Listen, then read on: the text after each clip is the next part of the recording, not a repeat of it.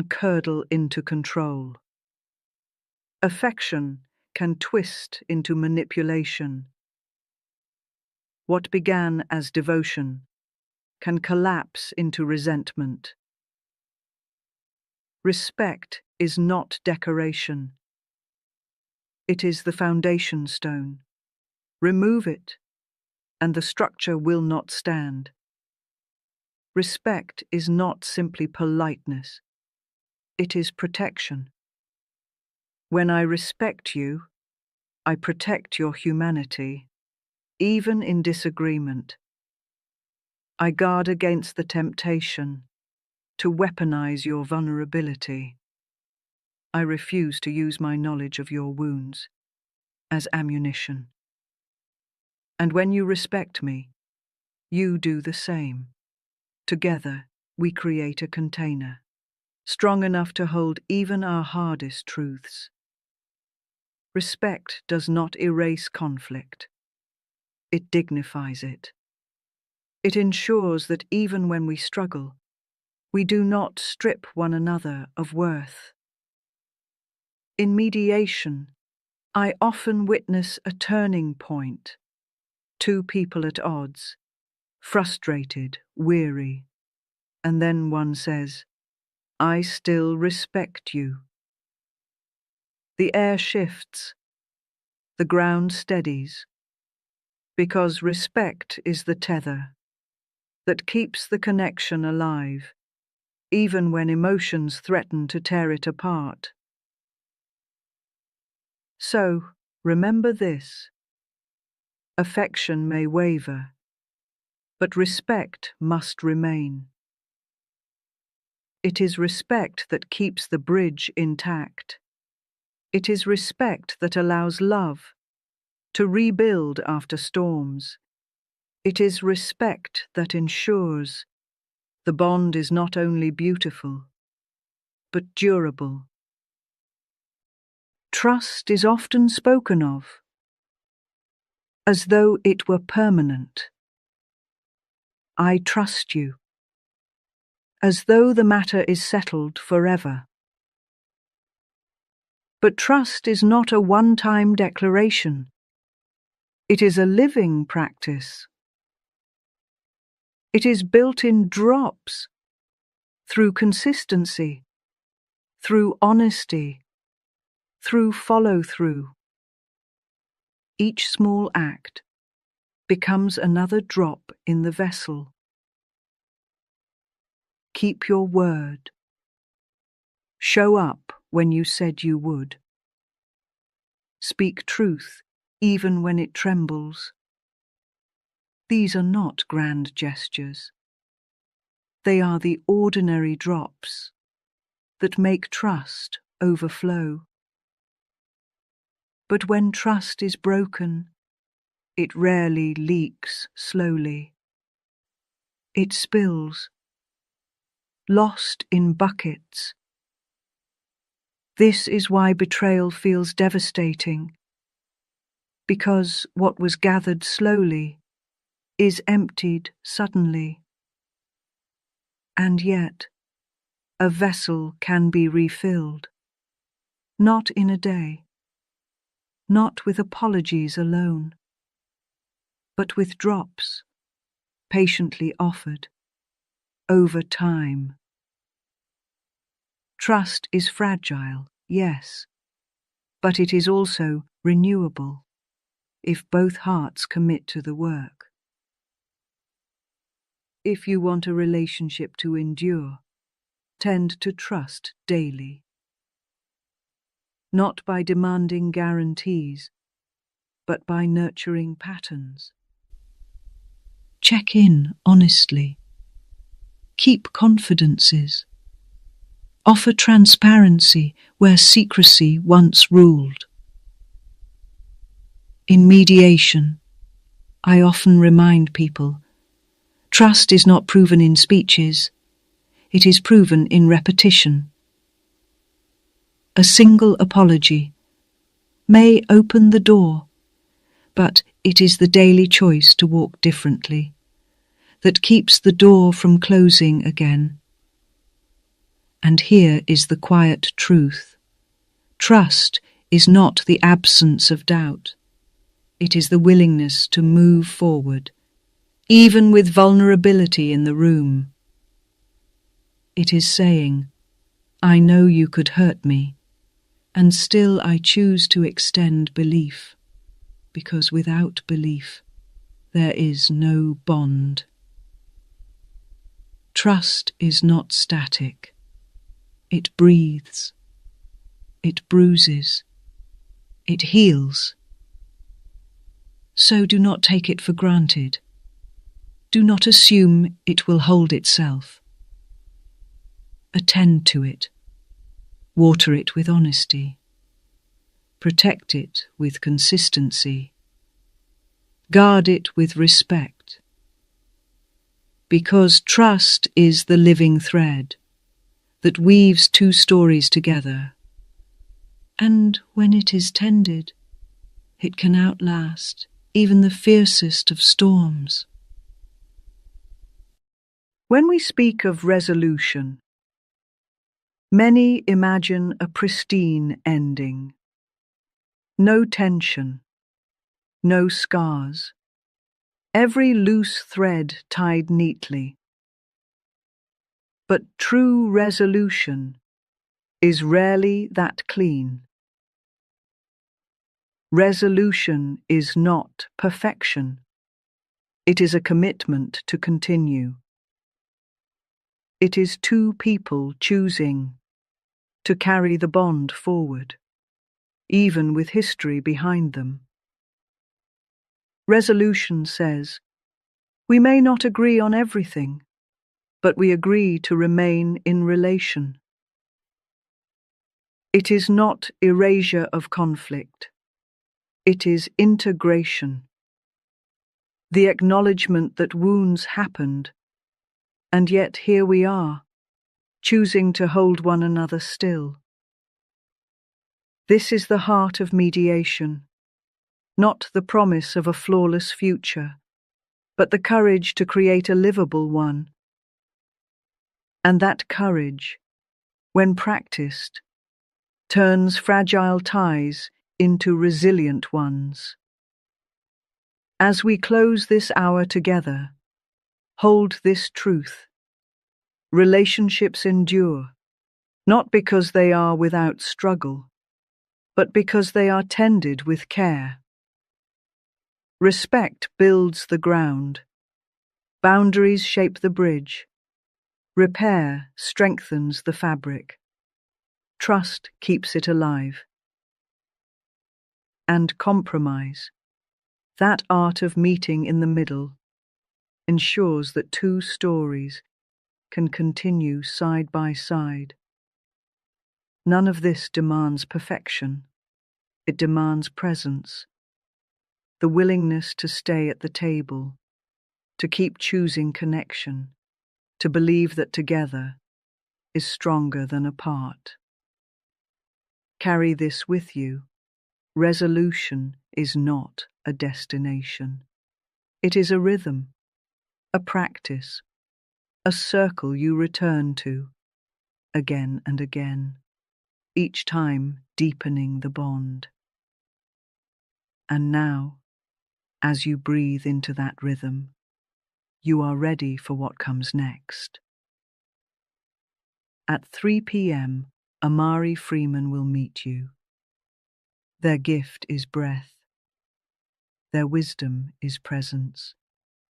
Where I have guided you, through the language of repair, Amari will guide you into the quiet art of stillness, teaching you how breath itself can become your mediator. You have laid the groundwork of relating. Now it is time to rest in the space between words. Every relationship, whether romantic, familial, or professional, begins long before the words are spoken. The ground beneath the dialogue, your posture, your assumptions, the state of your nervous system, matters more than the vocabulary itself. If the ground is hostile, even gentle words land as sharp. If the ground is calm, even difficult truths can be heard. This is why mediators like myself speak less about who is right and more about how we enter the space together. Pause and notice. What ground are you standing on before you engage? Are you rushing, tense, rehearsing your defense? Or are you breathing, grounded, ready to listen as well as speak? Because the state you carry in is the state you invite out. Your calm gives permission. Your defensiveness breeds more defense. Your gentleness opens the door. The first work of relating is not in the script you deliver, but in the ground you cultivate inside yourself. In mediation, I've seen this again and again. Listening changes the room. Not the performative nodding, not the polite waiting for your turn, but real listening. Listening that absorbs. Listening that acknowledges. Listening that says, I am willing to let your perspective touch mine. When one person listens, the other softens. When both listen, the argument becomes dialogue. And here is the paradox. When you listen deeply, you don't lose yourself. You find common ground. Listening is not surrender. It is stewardship. It is the tending of the soil, so the relationship can grow. So as you think of the connections in your life, ask yourself, am I speaking to win, or am I listening to understand? Because progress in relationships is not measured by who convinced whom. It is measured by how well we kept the ground, safe enough to return to tomorrow. Most conflict in relationships doesn't come from what is said. It comes from what is left unsaid. We carry invisible contracts in our minds, assumptions about how others should act, what they should know, what they should provide, without us ever spelling it out. You expect your partner to remember the date, your friend to call first, your colleague to notice your extra work. And when they don't, the silence feels personal. The disappointment swells. The relationship sags under the weight of an agreement the other person never knew they signed. This is the quiet fracture of expectation. It is not that the need is wrong. It is that the need remained hidden, and so could never be met. Unspoken expectations are heavy, heavier than most spoken demands, because they invite resentment without offering resolution. So the question becomes, are you willing to speak the contract aloud? Are you willing to say, this matters to me? That is where mediation begins, not with judgment, but with the courage to name what has lived in silence. When we fear speaking expectations, we convince ourselves that silence is safer. If I don't say it, I won't seem demanding. If I stay quiet, maybe they'll notice on their own. But silence does not protect connection. It corrodes it. Clarity, however, though vulnerable, though sometimes awkward, protects the bond. Clarity says, I value us enough to risk honesty. It invites repair instead of quiet resentment.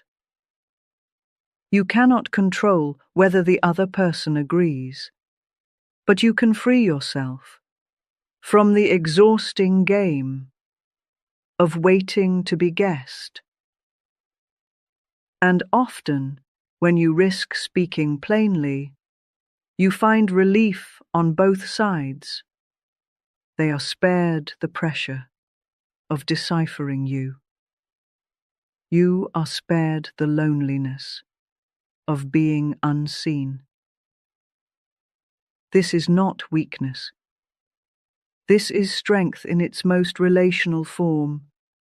To be clear without cruelty, to be honest without hostility. Because relationships flourish, not in perfection, but in clarity, not in guessing games, but in the brave work of speaking what is true. Many of us fear conflict, as though it were the death of connection. We imagine that if voices rise, if tempers flare, if we disagree openly, the relationship will crumble. So we swallow our needs, we smooth over the edges, we perform peace at the cost of authenticity. But here is the paradox. Conflict itself is not the danger. It is avoidance that corrodes. Unspoken tension festers in the dark. Resentment grows roots in silence. What is hidden always leaks through, often in sharper, stranger ways, than if it had been addressed directly. Conflict, when navigated with care, is not a fracture. It is a doorway, a threshold into deeper honesty, into truer understanding. It is not the presence of disagreement that predicts the health of a relationship. It is the absence of repair. In mediation, I often remind both parties, disagreement is not an enemy. It is a teacher. Disagreement shows us where our values differ. It shows us where our wounds are tender. It reveals the places we long to be understood. When you approach conflict as a classroom, rather than a battlefield, the entire landscape changes. Instead of, how do I win? The question becomes, what can we learn about each other here? And the lesson is rarely about who was right. It is about how you can carry two truths at once. Your experience and theirs. Your perspective and theirs. Holding both is not simple. It requires patience, a slower pace, a willingness to unclench your fists. But what comes through that process is resilience. Because every conflict repaired becomes a new brick in the foundation of trust. The relationship is no longer fragile, propped up by performance. It is seasoned, weather-tested, capable of withstanding storms. Conflict is not a dead end. It is a door. And when you dare to walk through it, with grace, with patience, with clarity, you discover that the other side often holds more intimacy, not less. We often idolize harmony, the appearance of calm, the illusion that all is well, because no one is raising their voice. But harmony without honesty is fragile.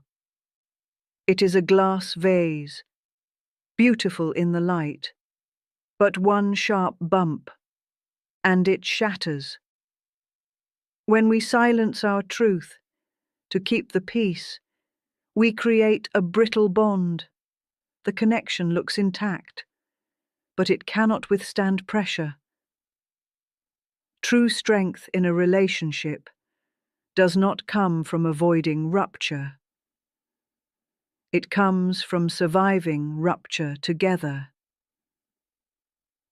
When two people are willing to face the fracture, to name the wound, to risk the discomfort of truth, that is when the bond becomes real. Because trust does not grow in pretending, it grows in the courage to repair what was torn. In mediation rooms, I have witnessed this again and again. A sharp word spoken, a wound exposed, tears shed, and then a pause, a reaching across, a mending. What emerges after repair is not simply a return to before. It is a stronger fabric, the threads rewoven, tighter, more resilient, capable of carrying greater weight. Repair says, I care enough to admit when I've hurt you. I value us enough to stay in the room. I trust that this relationship can hold the truth of my mistakes. This is how intimacy deepens, not through flawless harmony, but through imperfect honesty that is met with repair. The next time conflict arises, as it inevitably will, remind yourself, the rupture is not the end. It is the opening. Repair is not a shameful admission that you got it wrong. It is a powerful declaration that the bond matters more than pride. Harmony can be pleasant, but repair is sacred. It is the process by which a fragile connection becomes enduring. When most people hear the word boundary, they imagine distance, a wall, a lock, a shutting out. And because of that, they fear boundaries. They think, if I set a limit, I'll lose love. If I speak my needs, I'll push people away. But here is the misunderstanding. Boundaries are not walls. They are bridges. A wall says, stay out. A bridge says, here is the safe way across. Boundaries provide clarity, where I end and you begin, where I am safe and where we can meet. Without boundaries, connection collapses under confusion. One person feels invaded, the other feels unacknowledged. With boundaries, the relationship has shape. It has integrity. It becomes a meeting of equals, not a muddle of overextension.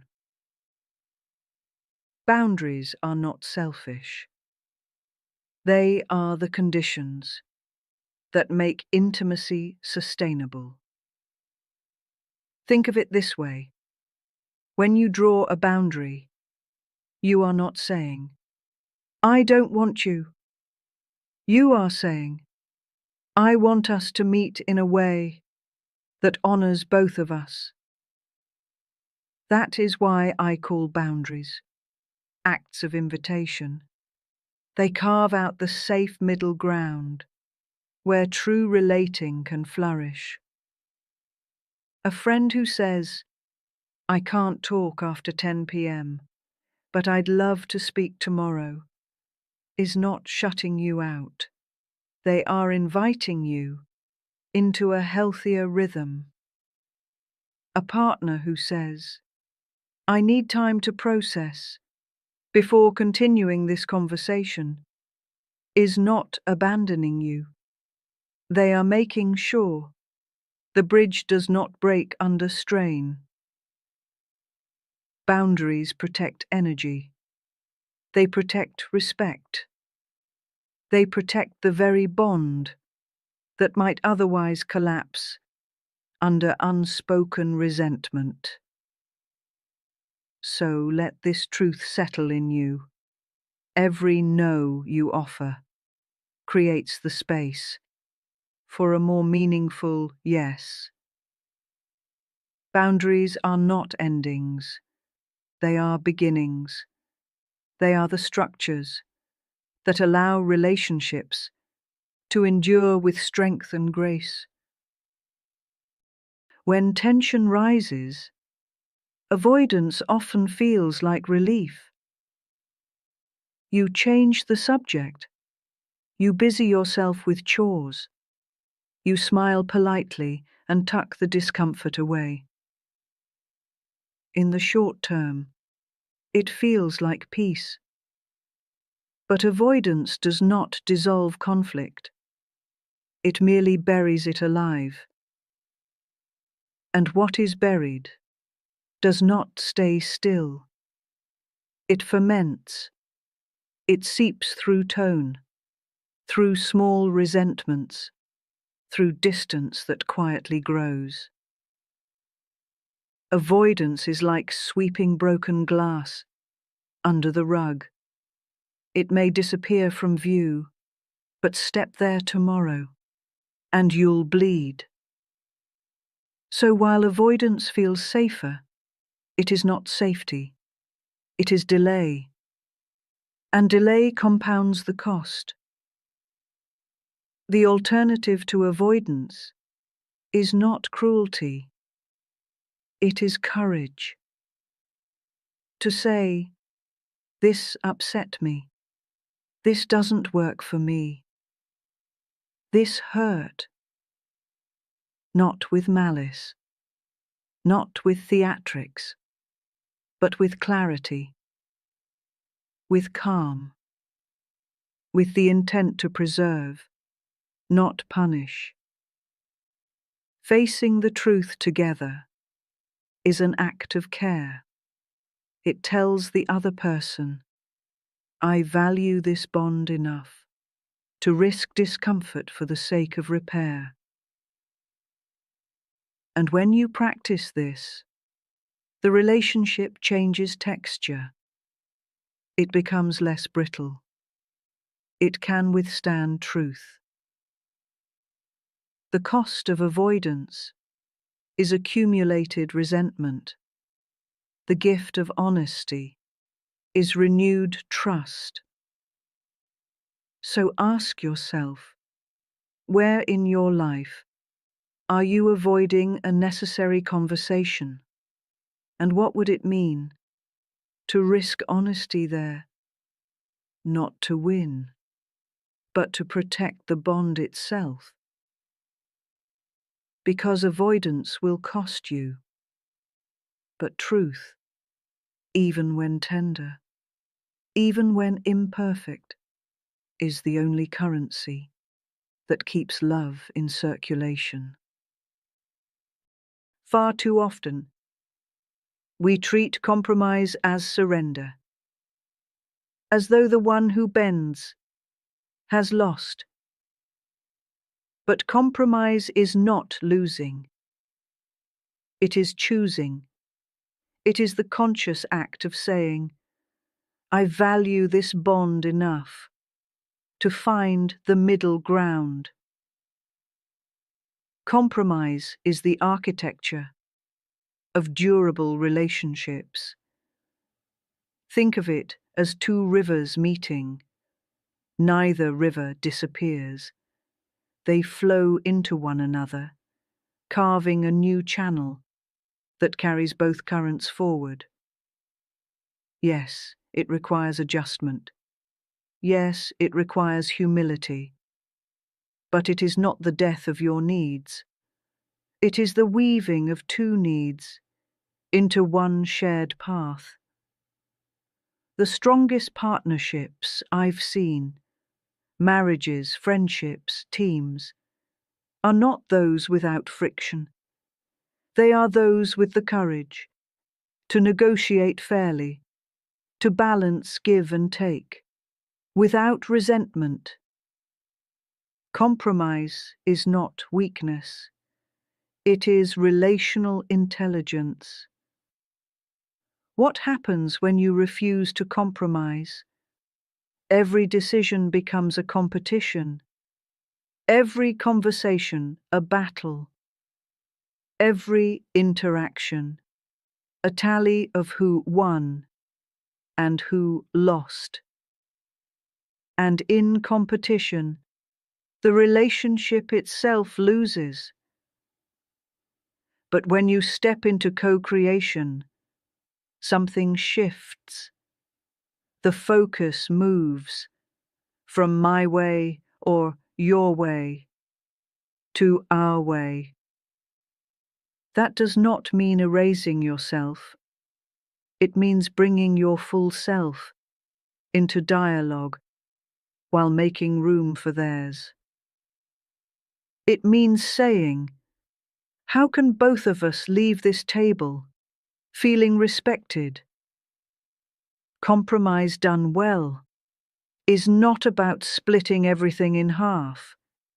It is about finding the configuration that honors both people without diminishing either. In mediation, I call this the art of building bridges, strong enough for two truths to walk across. So ask yourself, in the relationships that matter most, are you competing or are you co-creating? Because the art of compromise is the art of longevity. It is what allows relationships to bend without breaking, to stretch without snapping, to endure with grace. Love, in all its beauty, is not enough on its own. I have seen many couples, many families, many friendships cling desperately to the word love while neglecting the practice of respect. And here is the truth: love without respect will falter. Because love is an emotion, brilliant, powerful, but also fickle. It surges and it dips. It expands and it contracts. Respect, however, is a discipline, a daily practice, a choice to honor the dignity of the other, even when emotion is tired, even when affection feels strained. Respect holds the bond steady when passion alone would crack.